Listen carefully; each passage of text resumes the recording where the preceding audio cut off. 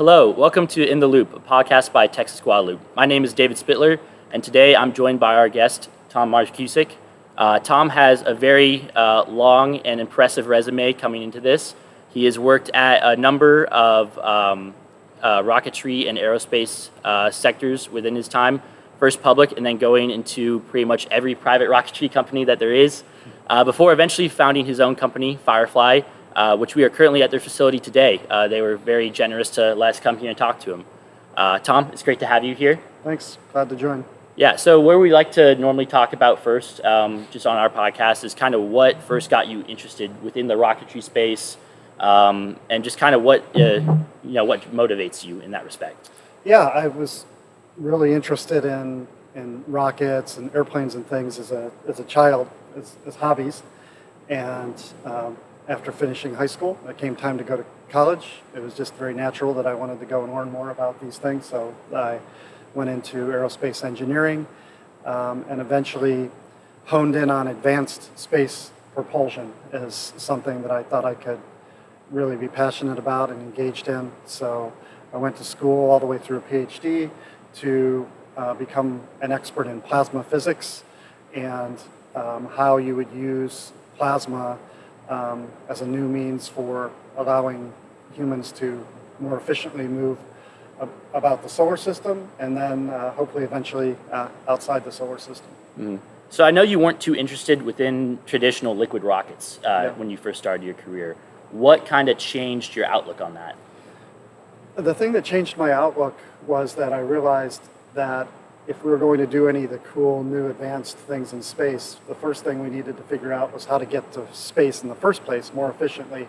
And the only way to do that, realistically, is with the old fire-breathing rockets that have been around for half a century. But even though that technology had been around a long time, no one had really figured out how to make it economical and readily accessible. So around 2000, there was a whole movement that became New Space, where .com entrepreneurs are teaming up with knowledgeable aerospace professionals and really trying to solve that problem. How do we get to space economically in the first place?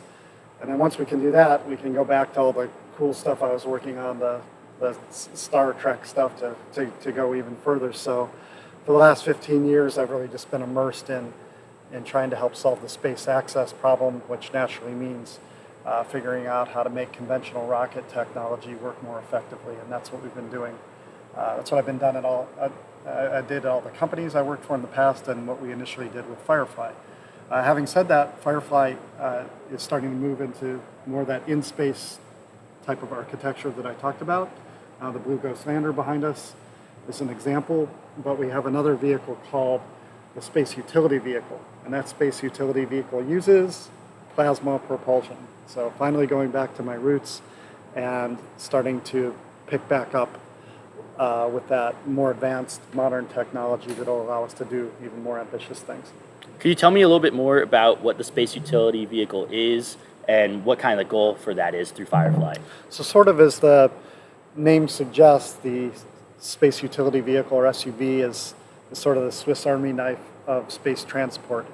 So space transport can be broken up into roughly three phases: from Earth to space, movement around in space, and then landing on other planetary bodies. So our Alpha rocket gets you to space, our Blue Ghost lander allows you to land on the moon, and in between we have this SUV vehicle, which is sort of like a space taxi, where it can rendezvous with satellites, move them to a different location, drop them off, go pick up the next customer, repeat and rinse.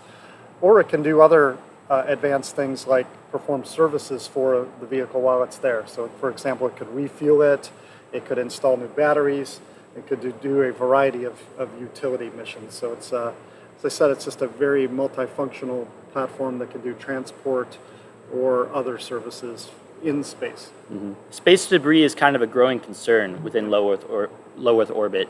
And I've kind of heard a couple of different perspectives on what some solutions to that would be.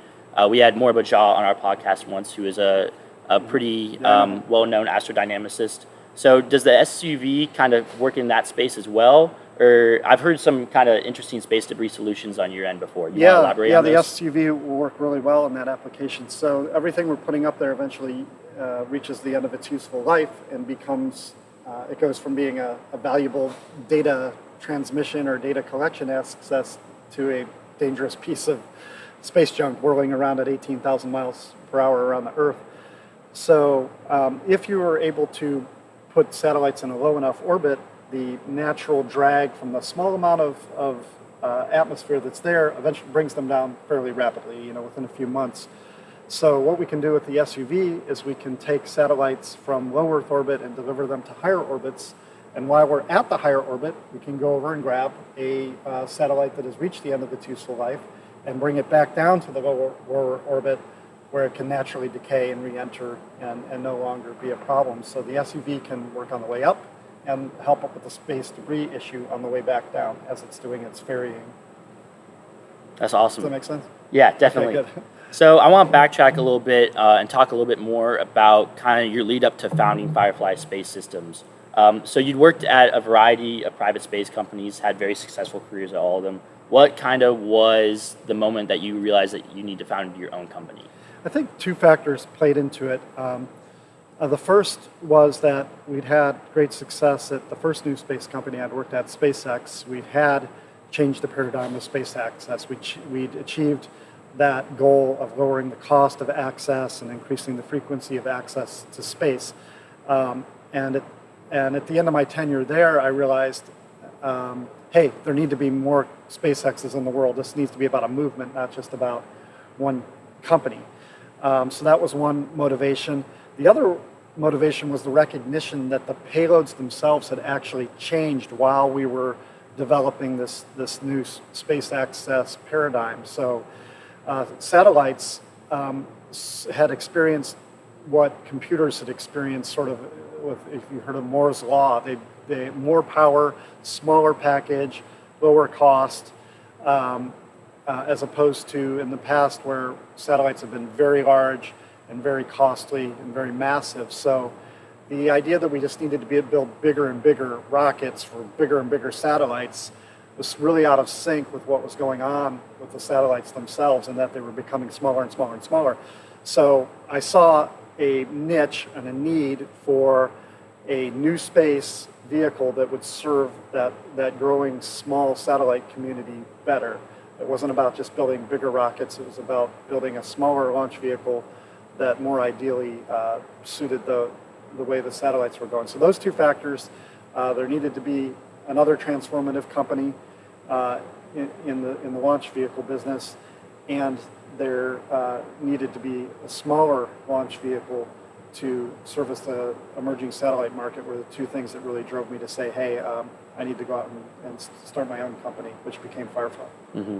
A number of other companies have kind of seen that niche in need of small sat launchers. Rocket Lab, Astra, Relativity. There's a number of growing companies within this field.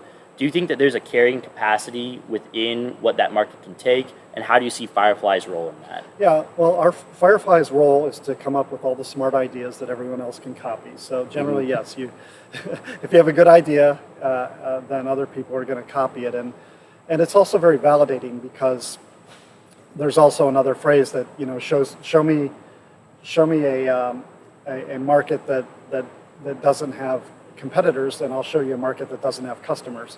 So it's validating that these other companies are coming up, and generally they're always one step behind us. So if you look at Alpha, it's a 1 metric ton capacity launch vehicle.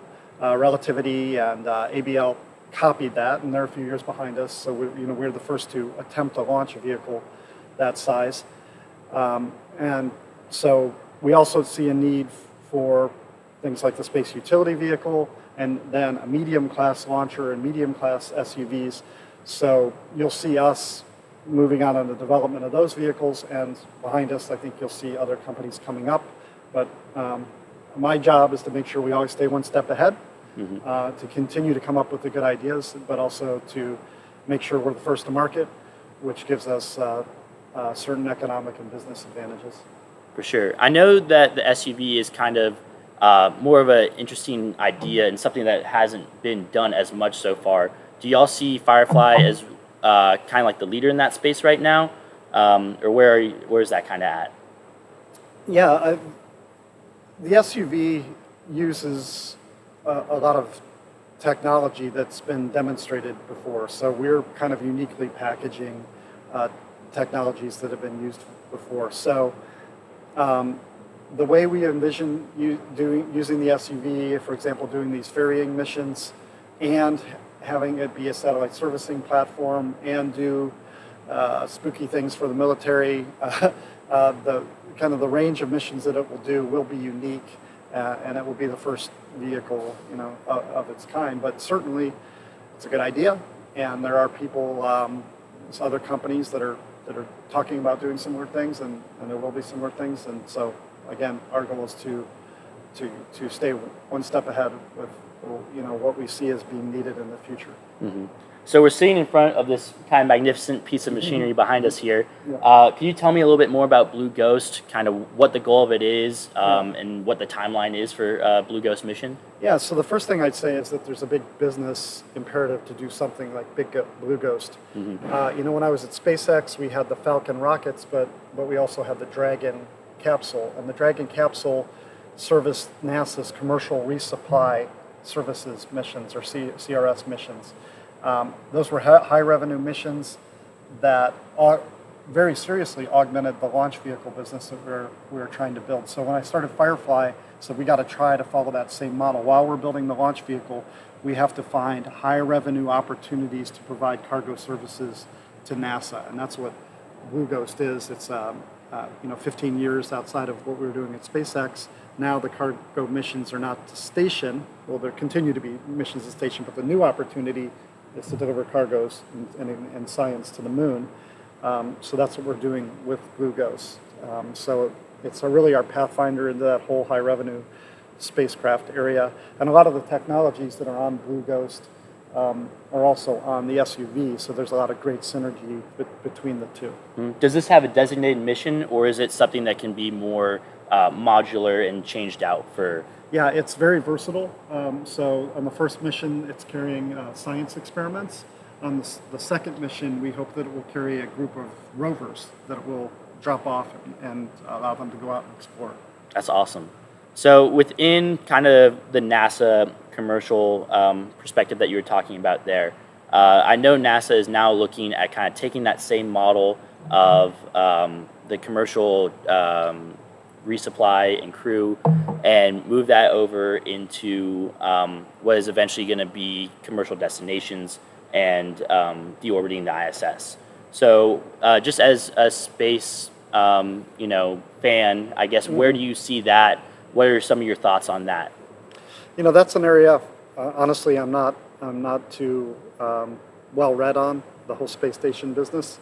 I believe just yesterday, Blue Origin announced a space station. I haven't been able to look at the details, but it's a really interesting modular approach where they're creating sort of a central core capability with, power, water, toilets, and different commercial entities can bring in their module and dock and sort of in a Lego fashion build up this space station that's not predefined as to what it will be. So I think that's a super interesting idea. But exactly the timing of that and how the transition will happen and whether the life of the station will be extended again, those are TBD things and things I'm not super well read on. We're really focused on the space transportation part of it. And if those things come to pass, certainly will help us from a business perspective because there'll be lots of missions to ferry cargo back and forth to those sorts of commercial stations. Absolutely. Would you hope to go to a commercial station yourself one day?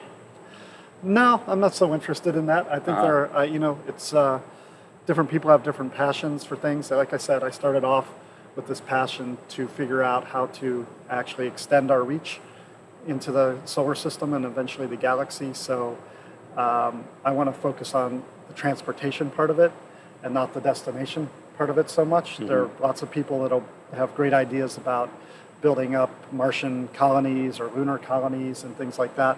But we really want to be the kind of space trucking Yeah. line that services those destinations. FedEx of space. Yeah, FedEx of Space, if you will, yes. All right. So usually I have a co-host with me. Sadly, he wasn't able to make it today. But one thing that he's super interested in, and I know something that you like to talk about as well, is aerospikes. I know you talked about it a little bit with Everyday Astronaut in a recent interview you did with him. Could you maybe explain for people that don't know what an aerospike is, what Firefly was originally hoping to do with that, and just kind of give me the spiel. Yeah, so a rocket engine is, in principle, it converts the thermal energy or the hot of a hot gas into directed kinetic energy, and by Newton's third law, we get action reaction, and the rocket moves. Okay, so the way we accelerate that hot gas is through a nozzle, a converging diverging nozzle, typically. So the gas starts stagnant, increases in speed, and then goes supersonic in a nozzle. Now, that's the typical way it's done, and that's an internal expansion of this hot gas. Another way to do it is to externally expand the gas. So instead of having a nozzle, we exhaust into the atmosphere, and then we have some surface that the hot gas can interact with. It's still attached to the vehicle, and that's called generally an aerospike. So the hot gas comes out, it starts to expand, it hits this aerospike surface, pushes on the surface, and the rocket goes the other direction. So some of the benefits of it are that it works really well in the atmosphere, because the atmosphere sort of forms a virtual other side of a nozzle. So you have a solid part of the rocket on one side, and on the other side you have the atmosphere itself that's kind of constraining and collimating the gas. And it turns out that because of that interaction, the rocket can kind of self-regulate as it goes up in the atmosphere. As the atmosphere becomes thinner and thinner and thinner, there's this sort of self-regulating feature that the aerospike does. So the aerospike is really good for atmospheric applications. It's probably really dumb for doing in space because you don't have that atmospheric interaction. Let's see, what else can I say about it? It turns out that for technical reasons that I described in an Everyday Astronaut interview, I think it's ideally suited for pressure-fed rockets, and this is where I think it will show up again, and maybe even show up with me, and if I'm blessed and fortunate enough to do it, is to put it on a rocket plane. It's really well suited to go on an aircraft, like geometry, for the altitude compensation reasons I suggested before, but also on an airplane, you have to land and take off. So there's always this rotating aspect. You're rolling, rotating and taking off. Landing, you're coming in at an angle of attack. And if you have a big rocket nozzle hanging off the back of your airplane, you could have tail strike issues. Mm-hmm. So the aerospike is very compact and can allow you to do those rotation maneuvers adjacent to the ground and not have those sort of tail strike issues. So the altitude and compensation effect, the tail strike issues, and there's also potentially some interesting ways to integrate an aerospike into what's called a rocket-based combined cycle engine that is a hybrid air-breathing and conventional rocket engine. So maybe someday I'll get to do something like that. Mm-hmm. That's where it might show up again. I know rocket planes are kind of single stage to orbit, a little bit of a holy grail in some respects in the space industry. Is the industry anywhere close, or we got a little while to wait? There are people working on. They don't have to be single stage to orbit. You can carry a second stage in a payload bay, get to a certain altitude, open the payload bay, and then eject an expendable second stage. There's a company called Skylon in UK, I think, that's working on them. We have a concept for a vehicle called Gamma that eventually we may be able to work on. But what it really comes down to is it's going to be super expensive to develop something like that.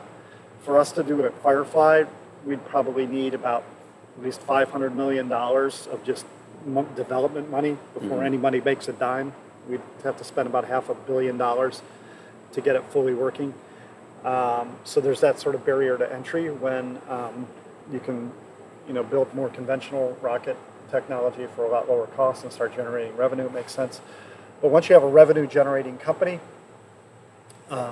it becomes possible. And if you look again, like at SpaceX, they're able to use the revenue they're generating to go do new projects like Starship or Starlink, and perhaps a company like Firefly, when we're generating $1 billion of revenue a year, we can set aside $100 million a year, something like that, to go and do a project like that.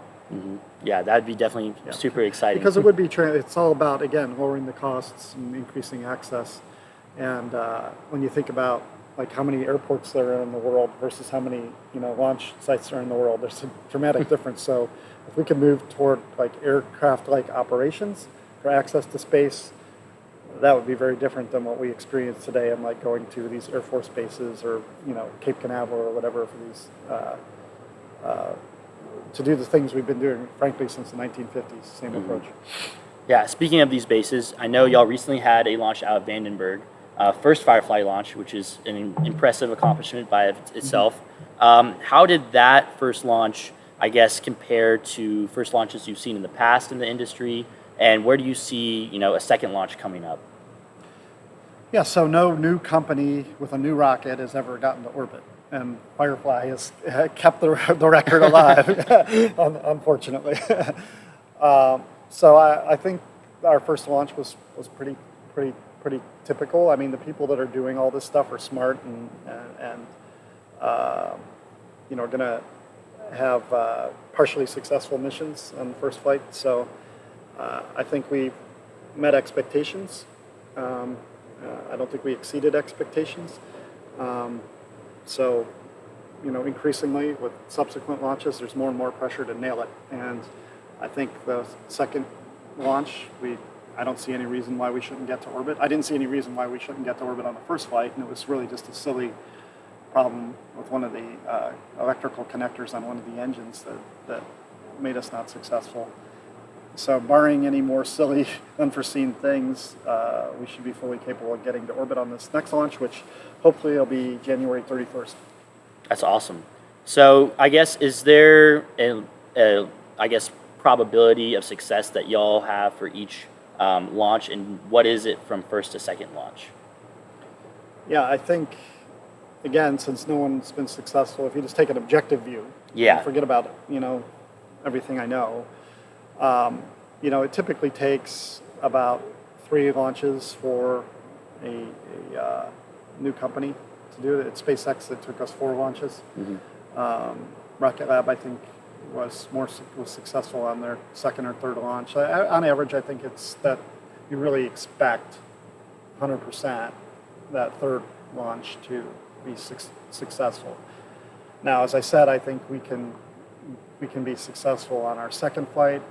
The downside of our first flight is that we didn't get stage separation. We didn't get to fly our second stage and understand what was going on with it. So there's still a lot of unknowns that we didn't demonstrate on the first flight that we will demonstrate on the second flight.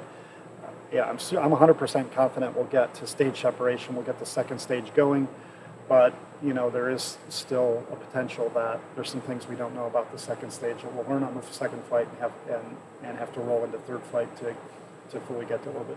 Mm-hmm. And then what is currently kind of the time between? So I know you said, what was the date again for the second launch? January 31st. January 31st. So have y'all already started building Alpha 3 and Alpha 4 and yes. so on? Yeah, so we plan to launch 5 rockets next year. So January, late spring, early summer, I think early fall, winter. I don't know what that adds up to, but basically after January 31st, we'll do 4 more launches. And the 4th one is really interesting because that's our first NASA payload. Mm-hmm. So NASA satellites doing some really interesting, complex mission, and that should be around the June timeframe. Gotcha. Flight 4. That's going to be really exciting. Yeah. So I guess then within that, I know I have a couple more questions that I want to ask you. One's kind of more of a fun one, and then the other is, I guess, more of a broad question. The first one, though, I've heard that you've driven a car that might now be in space. What is, tell me a little bit about that, and then how do you, is that something that you, a fun fact that you like to tell or anything like that? Not many people can say that. Yeah, I work, as I said, I worked for SpaceX. Elon had his original Tesla Roadster, and I remember asking him if I could take it out and drive it around Los Angeles one day, and I did. And I'd heard that that's the one that they launched on the first launch of the Falcon Heavy. That was the same car. So if that's true, then yeah, I drove a car that's in space. So that's the story behind that. All right, that's awesome. Which is interesting, I think it's very cool. When I was in Germany when that launch happened, and Falcon Heavy is giant, multi-$100 million vehicle, and on top of it is a car. And I was with these Germans, and they're like, "This makes no sense. What scientific value is this?" And I'm like, it just occurred to me. I'm like, I'm so glad I'm American, because they just don't get it. There's something uniquely American about doing things just because we can. Mm-hmm. And it's like that we launched a car with a astronaut in it and played David Bowie music and sent it to Mars orbit because we can. And it's a statement, it's a very uniquely American thing that as individuals, we can do whatever the hell we want to do, if we put our minds to it. We're not constrained by the will of big governments or big companies. And I think it has a really deep and profound meaning that is just lost on people that don't live in an environment where they have that kind of liberty. Mm-hmm. I guess another Go question. America. Go America, USA. Within that, and I know originally Firefly was based in Hawthorne, California, made the move to Cedar Park and Austin, Texas. Hook 'em, everyone. But I guess what was appealing about Austin, and what made that the place that you saw Firefly growing? Yeah, so in our journey together, and I say our because my wife's been on this journey with me since the beginning. We've been together since high school. Had 4 babies in 4 different states, during multiple graduate schools, and so in short, we've been all around the country, and not only academic part, but working for all those companies. And one of my jobs was to direct SpaceX's Texas test site in McGregor, Texas. I was there for several years. I worked all around the country, and it was just clear to me, if you're going to start your own company and do this kind of thing, Texas has the right regulatory environment, the right economic environment, and in fact, the right climate environment to do this sort of thing. So one of the hardest parts of doing a company like this is getting employees to come and do it. And often it's pretty straightforward to get the engineer excited about this sort of stuff. But usually with the engineer, there's a really competent, capable, and talented spouse that comes along. And so you have to sell. The hardest part is selling it to the spouse, not to the employee. And if you're trying to sell like the Mojave Desert, it's kind of a hard sell. But if you're trying to sell Austin, it's a lot easier because the spouse can find cool things to do here as well. So that's a big factor. But in developing these sorts of technologies, you need to have an office environment where you're doing engineering. You need to have manufacturing facilities, and very importantly, you have to have test capability to test rocket engines and such. And the Austin area is fairly unique in that you can be in this metropolitan environment, access to a world-class university like UT, but then go 25 miles outside of town and basically do whatever the hell you want to do. It's Texas, it's your land. You want to blow up rocket engines, go for it. And so it's really the perfect environment to do this kind of thing for those reasons. What is your kind of take on having like a good close connection with like a big education system like UT here? Yeah, I mean, fundamentally, one of the most important things Firefly can do is educate the next generation in this sort of work. Space is a 21st century occupation. Again, going back to the strength of our country, I think it's super important to create industries that create great jobs and create technology that always allows America to kind of be on the leading edge. So Being close to a world-class university like UT gives us an opportunity to work with students and give them the practical sort of training that you just can't get in a university environment. It augments and complements the formal training that you do in books and in the classroom. It also provides benefits for Firefly to have students here as interns working with us. We definitely benefit from that as well. I think it's also benefits our employees to interact with students. We do our rocket curriculum where we go in and we teach on various subjects related to rockets, and it's just a really good opportunity for our employees to go and interact with students like that and to share their knowledge. So my ultimate hope and part of planting this seed with Trell was that it would catalyze Austin to become the sort of Silicon Valley of space, that the sort of environment that evolved around Stanford and Silicon Valley for information technology would evolve around Austin in the same manner for space and space technology.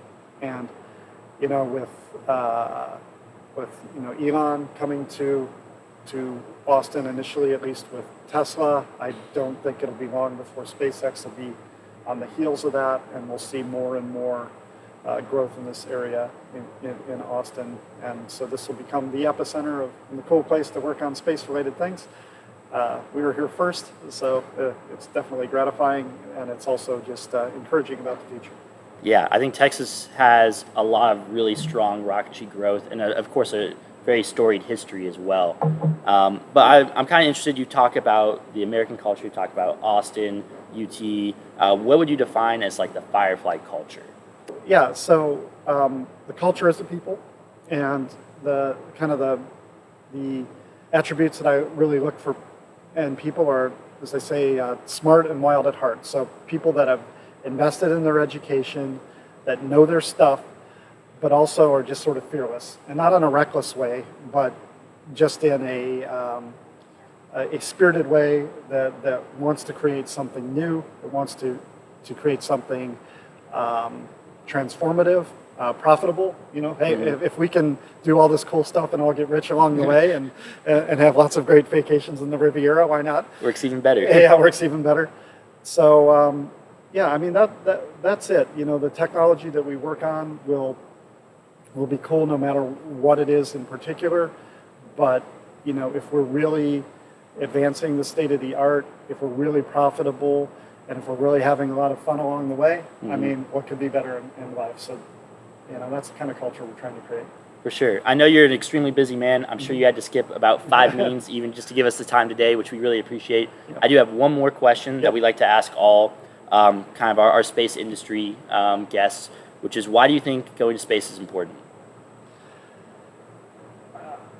Why do I think going to space is important? I think going to space is important because it's in my heart. And I think it's what God built me to do. And that's good enough for me. Absolutely. That's so great. Tom, thank you so much for the time that you gave us today. It was great having you. Everyone, we're going to end this episode. Thank you so much for watching.